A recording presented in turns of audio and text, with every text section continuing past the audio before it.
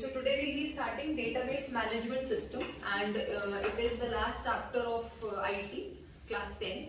It is a very important chapter for the boards. Why? Because a question, it is mandatory that a question comes from this chapter, and it will be a practical question that will come. Okay. Okay, so today we'll be doing database management system, that is also called DBMS. Okay, database management system. So first try to understand कि होता क्या है database management system. It is a system जो कि क्या कर रहा है, डेटा को क्या क्या करेगा, स्टोर करेगा, मैनिपुलेट करेगा, it will update the data, it will delete the records,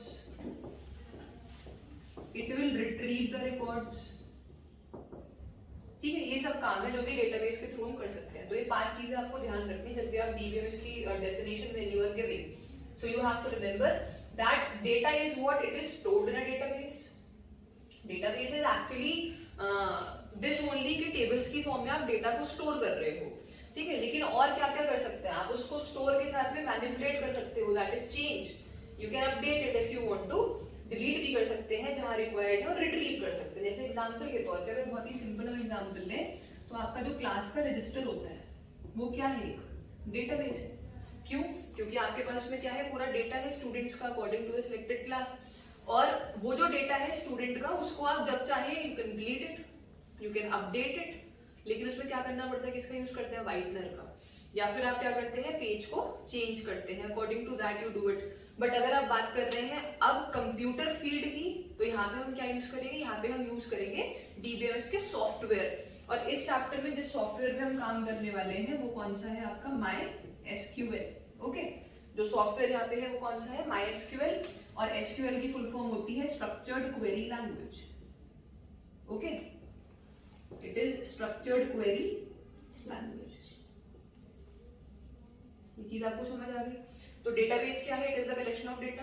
we can store the data, we can retrieve the data, we can delete it, we can manipulate it, we can update it. After that we have to understand कि अगर हम real life example ले database के, तो क्या हो सकता है, रजिस्टर हो सकता है. और क्या एग्जांपल हो सकता है बताओ जरा, कोई डेटाबेस का रियल लाइफ एग्जांपल बताएं. Notebook can be an example, but if we store data in the notebook then only it can be an example. Okay, अच्छा और क्या एग्जांपल ले सकते हैं,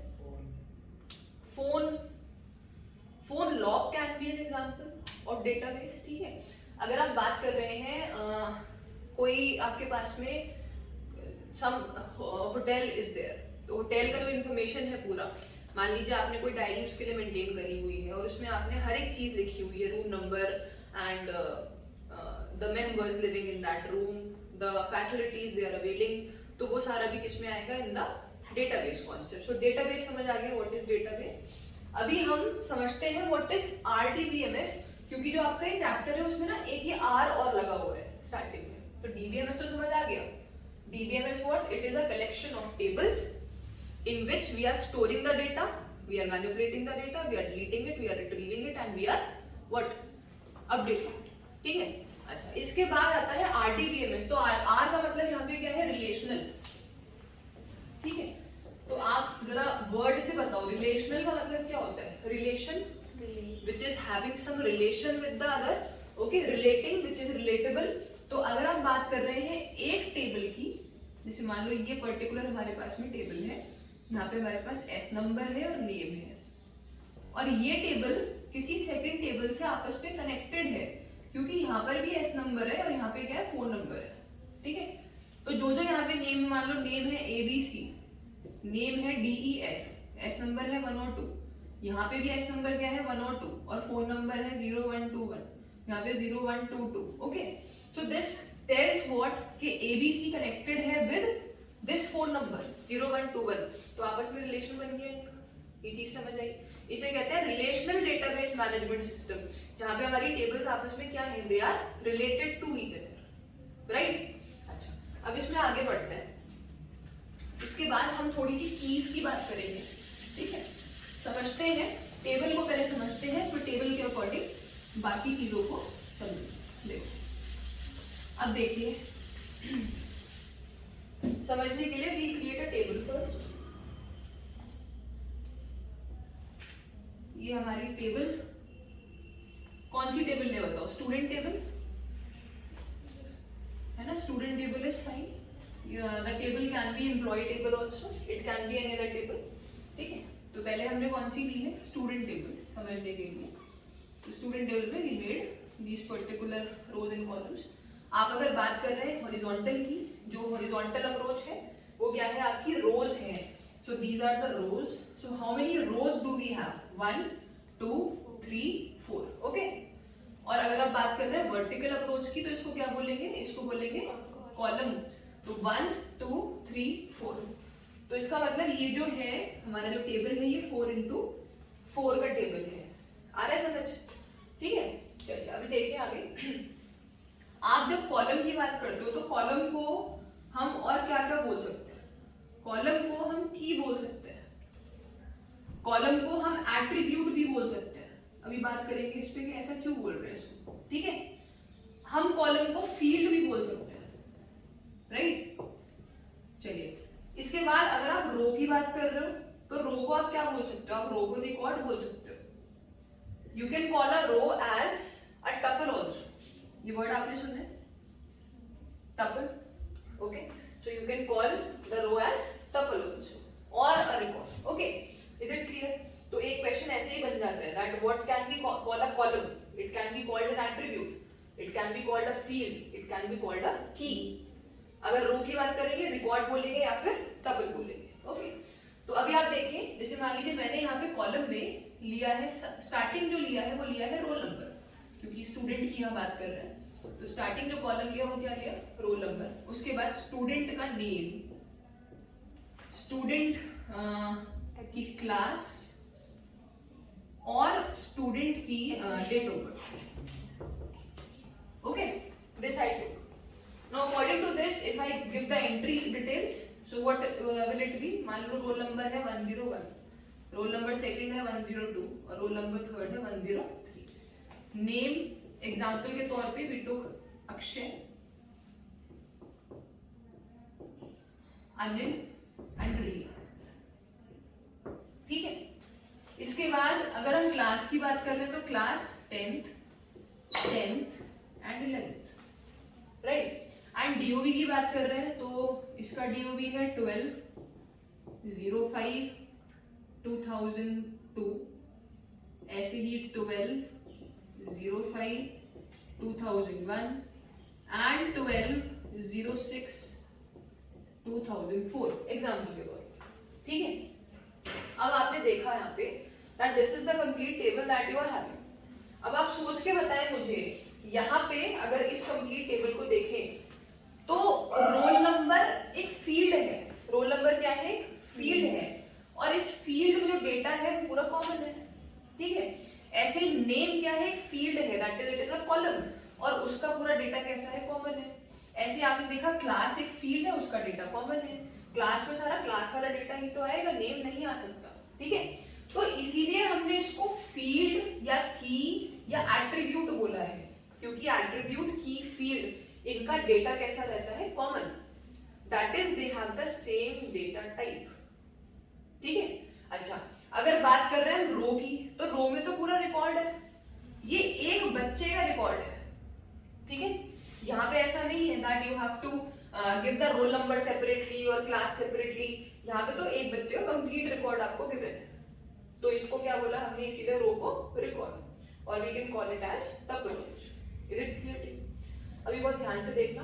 यहाँ मुझे बताएं, इस पर्टिकुलर टेबल में आपको कौन कौन सा डेटा टाइप दिखाई दे रहा है? Roll number. Data type, data type का मतलब होता है कि इसका टाइप कैसा है। जैसे अगर आप अगर आप इसकी बात कर रहे हैं तो ये कैसा टाइप है? This is number, this is what? This is a number, right. ये क्या है? ये क्या है? दीज आर अल्फाबेट्स,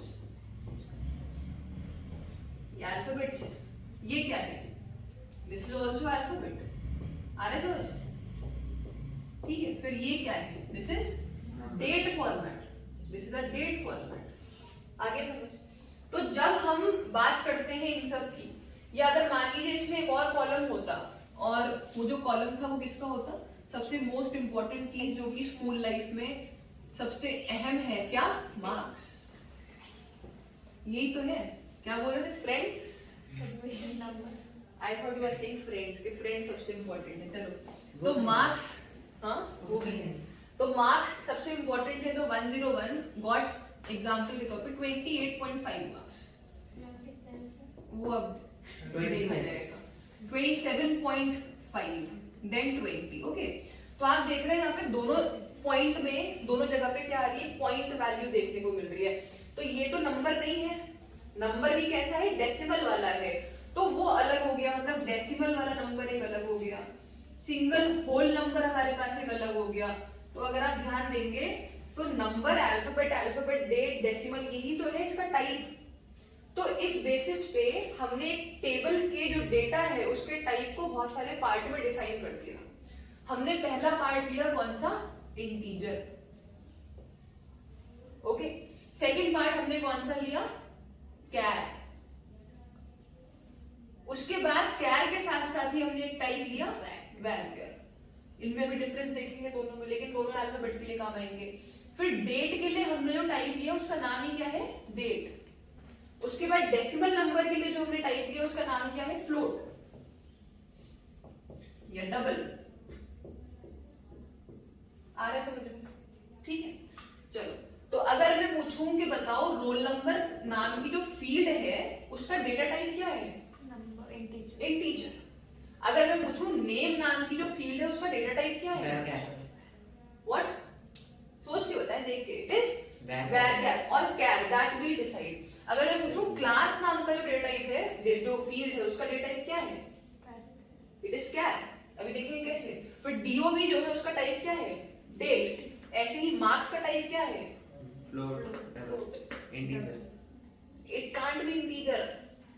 हाँ, if we talk about the last entry there, ठीक है? But that will also come in what? Float. Why?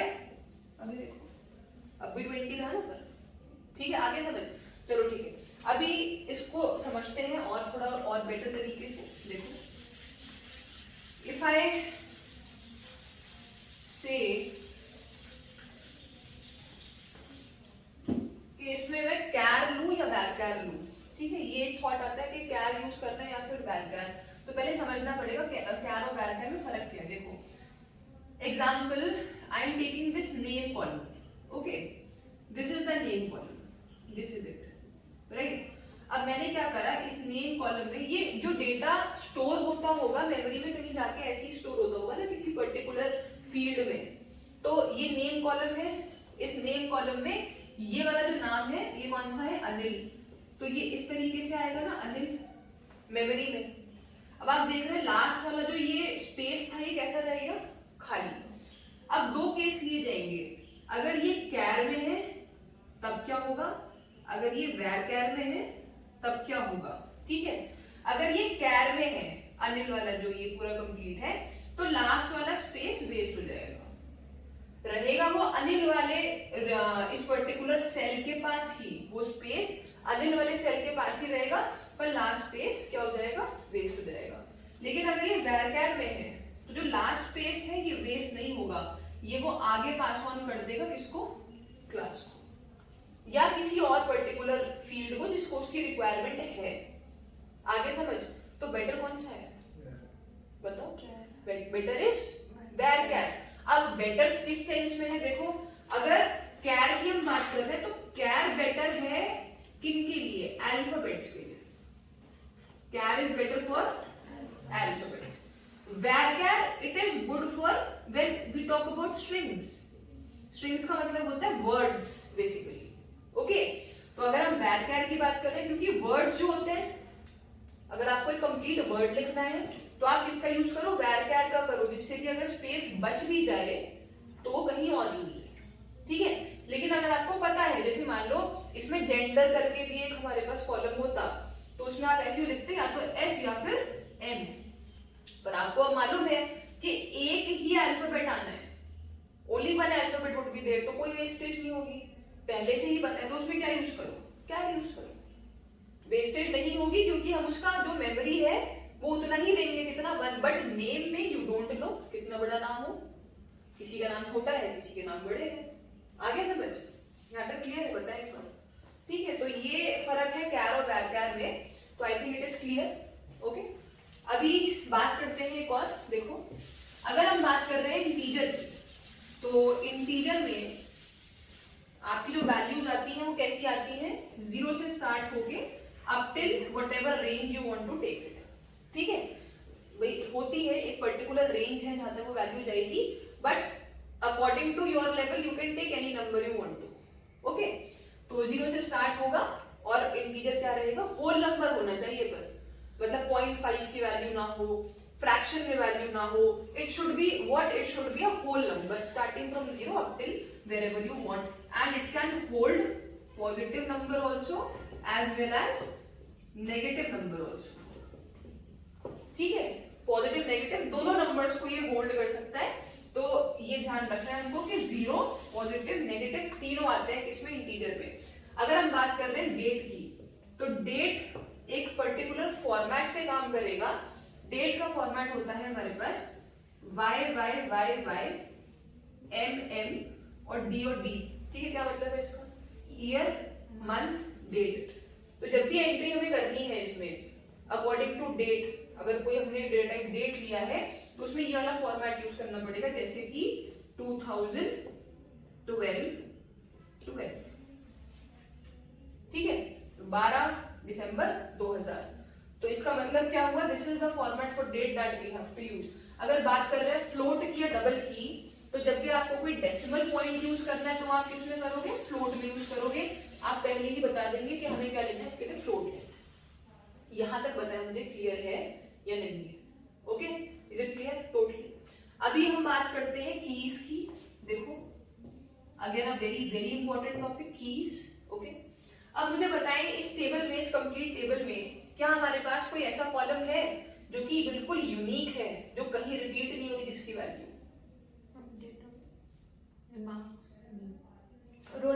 Roll number. ऐसी की जिसकी वैल्यू कैसी है? बिल्कुल यूनिक है, जिसकी वैल्यू रिपीट नहीं हो रही है, that is what? Roll number. तो ऐसी की जो बिल्कुल कैसी है? यूनिक है, जिसमें रिपीटिशन नहीं है, और it can be used to identify a record.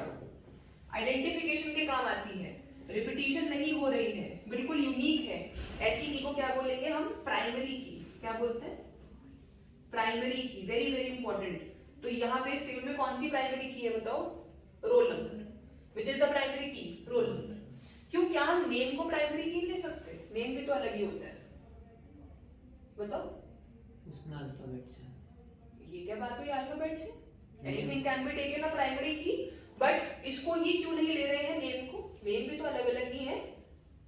मान लीजिए तो 3 रिकॉर्ड है, 1000 रिकॉर्ड है, क्या रिया एक बार भी ले सकती? पर रिया बहुत सारी भी हो सकती है ना। बात वही है ना, that is what I am saying कि रिया यहाँ पे रिपीट हो रही है। Riya can be many Riya can be there. बहुत रिया आएंगी जाएंगी। ठीक है, अच्छा अक्षय बताओ, अक्षय क्या डबल नहीं हो सकता? हो सकता है, हो सकता है, बिल्कुल हो सकता है। तो Akshay can be also double, क्या? रिया कैन बी ऑल्सो, मतलब दे कैन बी रिपीटेड। ठीक है, अच्छा अगर मैं बात करूं क्लास की, तो क्लास तो आपको यहाँ पे लाइव एग्जांपल देखो, 10th और 10th 2 बार रिपीट हो रहा है। ओके, अगर हम बात कर रहे हैं डीओबी की, देखो जरा डीओबी बहुत ही कंफ्यूजन है। डीओबी तो 12 12 12। ठीक है, हो सकता है यहाँ पे 2001 रखा है, 2002 भी हो सकती है किसी की। Date of birth can be similar. ठीक है, उसके बाद अगर मार्क्स की बात करें, मार्क्स तो सिमिलर हो ही सकते हैं। 2 children can get 21 if they cheat, है ना? या अगर नहीं नहीं भी कर रहे हैं तो कोइंसिडेंटली, हालांकि the first option is more probable. Okay, समझ गए हैं? चलिए, तो प्राइमरी की किसको लेंगे? सिर्फ वही हमारा पर्टिकुलर कॉलम जो कि रिपीट नहीं हो, जो कि यूनिक है, जो कि कैसा है? It helps us to identify. मानो मुझे एक रिकॉर्ड आइडेंटिफाई करना है रिया वाला, और मैं बोल दूं कि भाई आप एक 11th क्लास में लड़की है रिया, अब मुझसे कोई आके बोले 5 लड़कियां हैं रिया, किसको बुलाना है? तो मैं कैसे बताऊं कि उसके मार्क्स कितने हैं? 20 हैं। वो बोलेंगे 3 के मार्क्स हैं 20। तो फिर वो बोलेंगे जिसका डेट ऑफ बर्थ 12/6/2004 है, वो बोलेंगे 2 के बर्थ डेट है 12/6/2004। फिर बोलेंगे कि नहीं क्लास 11 है, वो बोलेंगे बताया तो 5 है रिया, तो कैसे पता लगेगा रिया के बारे में? सेक्शन से नहीं, सेक्शन उसी एक सेक्शन में है 5 रिया, ठीक है। देखो तो कैसे पता लगेगा भाई? कैसे? According to roll number, because roll number can't be same. Okay, अच्छा अगर यही रोल नंबर आप देखोगे स्कूल के लेवल पे, तो स्कूल के लेवल पे roll number can also be same, तो वहां क्या काम आएगा? Admission number. At that point क्या काम आएगा? Admission number. I hope it is clear. Okay, अच्छा अब बात करते हैं प्राइमरी की के बारे में। I am trying to explain it to the very depth so that you don't face any problem. जितना भी घुमा के वो क्वेश्चन दे दे, बोर्ड में पुट कर दे। प्राइमरी की के बाद में जो आपका आता है अगला की, वो होता है कैंडिडेट। देखिए वैसे तो ये इतना कुछ इंपॉर्टेंट नहीं है कैंडिडेट की, ऑल्टरनेट की वगैरह, लेकिन हाँ ये है that you should know every key. I am telling you each one of it, but primary key, foreign key और कॉम्पोजिट की, ये ज्यादा इंपॉर्टेंट है, ठीक है। अच्छा अब देखें, अच्छा अगर नेम रिपीट नहीं हो रहा होता तो क्या ये प्राइमरी की बन सकती थी? ये चीज आपको समझ आ रही है? मतलब ये भी एक कैंडिडेट है फॉर बिकमिंग द प्राइमरी की। तो ऐसी की which couldn't become the primary key but it had the potential to become the primary key, it is called the candidate key। Potential तो था बट ये प्राइमरी की बन नहीं पाई, ठीक है। अच्छा इसके बाद आती है आपके पास बहुत ही इंपॉर्टेंट कॉम्पोजिट की, ठीक है। अच्छा कॉम्पोजिट की का देखो क्या काम है। कॉम्पोजिट की जैसे मान लीजिए एग्जांपल के तौर पे roll number the column was not there, for example it wasn't there, it wasn't present in the table, okay, था ही नहीं मान लीजिए। तो ऐसे केस में आप मुझे बताएं कैसे पहचाना जाए किसी रिकॉर्ड को? Is there any other way? Date of birth. क्या हम ऐसे कर सकते हैं कि हम बोल दें कि काम करो भाई, जैसे मान लो अनिल को पहचानना है तो अनिल का नाम बता दो, साथ में उसका डेट ऑफ बर्थ बता दो, दो कीज को साथ में ले लो, तब जाके हो सकता है थोड़ा बेटर हमको समझ आए कि हाँ कौन से अनिल की बात कर रहे हैं। आया समझ? ठीक है। जैसे एग्जांपल के तौर पे when you fill a form, बहुत जो है कॉमन है, जब आप फॉर्म फिल करते हो तो उसमें जो रिक्वायरमेंट होती है to log in, that is the application number and the date of birth, ठीक है। क्यों? क्योंकि date of birth it can be repeated but the application number it will be unique. अगर किसी केस में ऐसा होता है कि भाई एप्लीकेशन नंबर रिपीट हो रहा है व्हिच इज वेरी रेयर, तो वहां क्या काम आएगी? Date of birth. दोनों एक दूसरे क्या करेंगे? हेल्प करेंगे, रिकॉर्ड को बिल्कुल यूनिक बना के रखेंगे। ऐसी की जिसमें हम दो कीज का यूज करके प्राइमरी की बना रहे हैं उसे क्या बोलेंगे? कॉम्पोजिट की। मान लो हम इस टेबल में क्या कर रहे हैं, दो कीज का यूज करके तब वैल्यू को पहचान रहे हैं, तब रिकॉर्ड को पहचान रहे हैं, तो क्या बोलेंगे उसको? कॉम्पोजिट की। Is it clear to you? Okay, अब इसके बाद बहुत ही इंपॉर्टेंट एक और की आती है, उसका नाम क्या है? फॉरेन की। जो आपका रिलेशनल डेटाबेस मैनेजमेंट सिस्टम अभी हमने डिस्कस करा था, that two tables can be connected to each other, वो किसके थ्रू होगा? फॉरेन की के थ्रू। नाम से पता लग रहा है फॉरेन दूसरी की है, दूसरे टेबल की है। जैसे मान लो ये हमारे पास एक और टेबल है, छोटू सा एक टेबल बना देते हैं यहाँ पे, देखो यहाँ पे हमारे पास रोल नंबर है और यहाँ ना गेम्स की डिटेल्स हैं कि कौन से गेम खेल रहे हैं बच्चे और उन गेम्स में कौन कौन टीचर है उनका जो कि वो गेम्स उनको खिला रहा है, ठीक है। तो रोल नंबर 102, 103 ये गेम खेलते हैं दोनों, अनिल एंड रिया। गेम जो खेल रहे हैं, मान लीजिए ये खेलते हैं football and Ria is playing basketball, ठीक है। एंड टीचर जो इनको खिला रहा है, मान लीजिए एबीसी टीचर यहाँ है और डीईएफ टीचर इसको खिला रहा है, ठीक है। अब आप सोच के बताना मेरे को कि जो टेबल है, मान लो इस टेबल का नाम है गेम्स और इस ऊपर वाली टेबल का नाम क्या है? स्टूडेंट। एग्जाम्पल हमने इस वाली टेबल का जो नाम ले रखा है वो क्या दे रखा है? स्टूडेंट। तो इस टेबल का नाम स्टूडेंट, इस टेबल का नाम गेम्स। अभी ये वाला जो टेबल है ये इससे कनेक्टेड है। कैसे कनेक्टेड है? सेम ही तो बच्चे हैं ये, 102 और 103 सेम बच्चा है ना।